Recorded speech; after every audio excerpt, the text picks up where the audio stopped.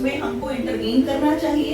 निधि जी जो बता रही थी उसी केस में हमने पॉक्सो एक्ट में बच्चों की उम्र 18-16 साल करने की सरकार की नीयत पर शक उठाते हुए कई एनजीओ ने एक कॉन्फ्रेंस करी और उन्होंने बताया कि जिस तरह से सरकार बच्चियों को जल्द ही एक बहुत बड़े संकट में डालने की कोशिश कर रही है। जो उन्होंने बताया कि 18 साल की उम्र जो सही महीने में महिलाओं की होती है सेक्सुअल करने में, लेकिन अब वो सरकार उसमें 16 साल करने की योजना बना रखी है, जिससे बच्चों को प्रोडक्शन और child home sexual offence POCSO act 2012 का उल्लंघन है। और यह सरकार की कोशिश है कि इसको जल्दी निपटाया जाए, लेकिन हम उसको ऐसा करने के लिए सुप्रीम कोर्ट तक पिटीशन लगा रहे हैं। दिल्ली से कुलवंत कौर के साथ हंसलाल की रिपोर्ट। हमने एक रिसर्च पेपर तैयार किया पिछले साल इस पूरी टीम ने। इसमें लॉयर्स हैं, इसमें पुराने चाइल्ड कमीशन के चेयरपर्सन मेंबर्स हैं, यहाँ पर वो सब यहाँ पर मौजूद हैं, आप उनसे बात कीजिएगा। एक रिसर्च पेपर तैयार करी कि किस तरह ये ना लॉ के हिसाब से ठीक है और ना ही ये इसकी हेल्थ और मेंटल इश्यूज भी हैं। यानी अगर कम उम्र में लड़कियां सेक्सुअल रिलेशनशिप बनाती हैं और उनकी उन्हें आजादी मिलती है तो उसके बहुत हेल्थ इश्यूज होते हैं, क्योंकि कम उम्र में सेक्सुअल रिलेशनशिप मतलब बॉडी भी खराब, और अगर प्रेगनेंसी हो जाती है तो बच्चा भी कम IQ का होता है और लड़की की हेल्थ हमेशा के लिए खराब हो जाती है। सॉफ्ट कॉपी इसकी ईमेल कर दें अगर आप चाहते हैं तो हमें प्रोवाइड कर दीजिएगा।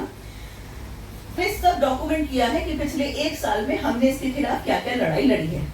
अब इस विषय के में से जो रिलेटेड आपके क्वेश्चन हो आप हमसे पूछेंगे क्वेश्चन की है क्या, दूसरा हमने क्या क्या काम किया है, और तीसरा कि हम ये लड़ाई क्यों लड़ रहे हैं और कब तक लड़ेंगे। हमारी लड़ाई तब तक रहेगी जब तक हम बिल्कुल ऐसा कोई प्रपोजल खारिज नहीं करवा देते हैं। We will not allow POCSO to be diluted, ये हमारा मिशन है, आप लोग लिख सकते हैं। Our whole aim is that we will not allow POCSO to be diluted. तो यहाँ पे मैं कुछ लोगों को इंट्रोडक्शन कराना चाहूंगी। हाँ, पर पायल बैठी हैं, इनसे हम बात करेंगे। इनकी ऑर्गेनाइजेशन है, उन्होंने इन लड़कियों को ट्रेन करके ऐसा प्रिपेयर किया कि 1 साल में वो 10,000 भोपाल में कॉलेज स्टूडेंट्स को ट्रेन कर चुकी हैं कि आप सेक्सुअल ग्रूमिंग रैकेट्स का शिकार ना बने।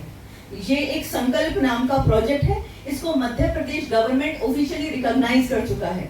इसके आपको वर्क फॉर जस्टिस ऑर्गेनाइजेशन दे रही है, हमें ट्रेनिंग कैपेसिटी बिल्ड करना है। अभी कैपेसिटी बिल्ड नहीं है, इसलिए ऐसे स्टेटमेंट दिए जाते हैं।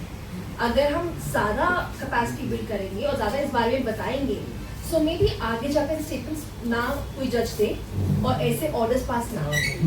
सो इशू यहाँ पर लॉ का नहीं है, हम कह रहे हैं कि लॉ अगर हम अब एज कम करते हैं that is not the point. The point is to build the capacity of the particular law and that has to be there across all stakeholders. Thank you. उसमें हमको इंटरवीन करना चाहिए। निधि जी जो बता रही थी उसी केस में हमने 6 इंटरवेंशन लगाई हैं कि आप ऐसा जो कह रहे हैं इसके बहुत लॉन्ग टर्म रिपरकशंस हो सकते हैं, बहुत हार्मफुल रिपरकशंस हो सकते हैं। उसी केस में हियरिंग 11 तारीख को है। अब हम देखते हैं उसमें क्या होता है कि क्या पिछले स्टेटमेंट से लेकर हमारी एक्चुअली मैं एक बहुत छोटे शहर से हूँ और मेरी बहन है, और जैसे सारे फैमिली मेम्बर्स होते हैं वैसे हम लोगों को भी बाहर बड़े शहर में पढ़ने के लिए भेजा था। हमारे पेरेंट्स नहीं है, जब मैं 3 साल की थी तब उन्होंने सुसाइड कर लिया था। तब से हम हमारी फैमिली के साथ ही है, तो हमारा जो इमोशनल साइड है वो थोड़ा वीक था। तो जब हम पढ़ने के लिए शहर में आए और हमने और चीज़ें देखी तो वहाँ पे ना हमें मतलब बाद में पता चला था कि जो हमारे सीनियर्स हैं वो हमको ना टारगेट करके रखते हैं कि अभी नई लड़की आई है उनको टारगेट करके रखना है और फिर बाद में उनके जो भी मोटिव्स थे वो पूरे करने हैं। तो ऐसे करके उन लोगों ने हम लोगों से फ्रेंडशिप की।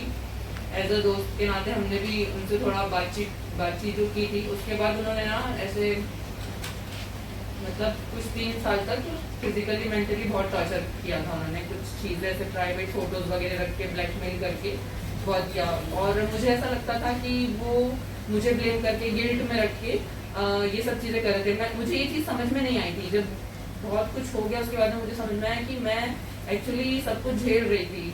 मुझे जब तक कि मैं उसके साथ थी मुझे ऐसा लगता था कि मैं उसके साथ कुछ गलत कर रही हूँ, गिल्ट में रहती थी मैं। वो मुझे इतना गिल्ट में रखता था, लेकिन ऑलमोस्ट मैंने 3 साल ये चीज़ें बहुत ज़्यादा फेस की है। उसके बाद जब मेरी बहन के साथ उसने बहुत कुछ गलत कर दिया जब मुझे ये चीज़ पता चली। और उसके बाद मुझे धीरे धीरे रियलाइज़ होना शुरू हुआ कि ये तो एक प्लान है, प्लानिंग के थ्रू ये सब हुआ था। और इसमें एक लड़का नहीं, बहुत सारे लड़के इन्वॉल्व थे। और जब मैं ये सब चीज़ें जब मेरे साथ हुई तब मैं 21 ईयर की थी। तो अगर मैं 21 ईयर की होके इतनी मैनिपुलेट हो सकती हूँ, ग्रूम्ड हो सकती हूँ, तो छोटी लड़कियाँ तो फिर बहुत दूर की बात है सर। इसलिए हम बिल्कुल नहीं चाहते कि ये जो एज ऑफ कंसेंट है ये बिल्कुल भी कम हो। ये नहीं एनफोर्स हो रहा है तो इसमें आप और मेरे जैसे लोग भी इंटरवीन करके इसको फिक्स करवा सकते हैं। आज कॉन्फ्रेंस भी आपने बहुत बड़ी करी है, उसमें बहुत से एनजीओज, बहुत से ट्रस्ट आपके साथ इकट्ठे हुए हैं। क्या निचोड़ निकला है और क्या आप जो वाइट पेपर आपने जो इंट्रोड्यूस किया है गवर्नमेंट के पास तो सबमिट करेंगे या सुप्रीम कोर्ट में सीधे जाएंगे? आज हम यहाँ 2 ऑर्गेनाइजेशन आपके सामने खड़ी हैं, नेटवर्क फॉर जस्टिस और मेरी सेवा न्याय उत्थान फाउंडेशन। हम तीनों उसके रिप्रेजेंटेटिव्स हैं और हमने आज एक बहुत ऐतिहासिक कार्यक्रम कॉन्स्टिट्यूशन क्लब ऑफ इंडिया में किया है, जिसमें हमारे साथ साथ हमने 250 के करीब एक्टिविस्ट, लॉयर, चाइल्ड कमीशन के मेंबर्स, हाँ, उन सब के जितने भी स्टेक होल्डर्स होते हैं उन सब को बुलाकर इस पर चर्चा करी।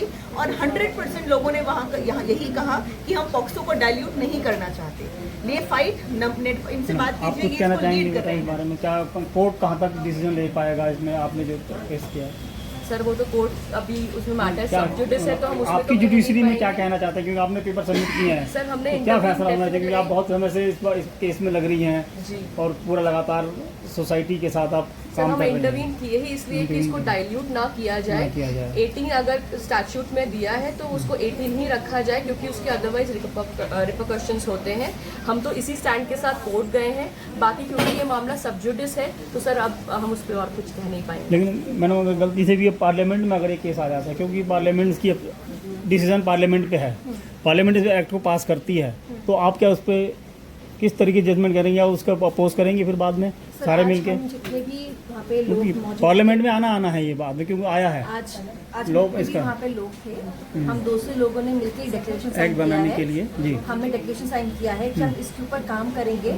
अगर हमें जरूरत भी पड़े हम प्रेसिडेंट को भी लिखेंगे इसके ऊपर कि ये जो लॉ है डाइल्यूट ना हो सके। जरूर ना। और आप लोगों का सब पूरा इसमें समर्थन रहेगा कि ये आगे इस तरीके की कोई भी प्रक्रिया जी सर, ना हो? हम गांव-गांव जाकर शहर जाकर हम इसके बारे में चर्चाएं करेंगे, लोगों से बात करेंगे, उनको सेंसिटाइज करेंगे कि ये लॉ क्यों इम्पोर्टेंट है और क्यों ये डाइल्यूट नहीं होना चाहिए। Thank you madam. मेरा नाम कात्यायनी है और मैं नमो फाउंडेशन में एक लीड गवर्नमेंट पॉलिसी का काम करती हूँ। आप मैडम? मैं स्वाति गोयल शर्मा, मैं सेवा न्याय उत्थान फाउंडेशन के डायरेक्टर हूँ।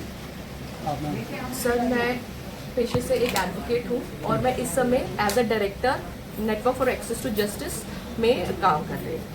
Thank you madam. नंबर ले लेना।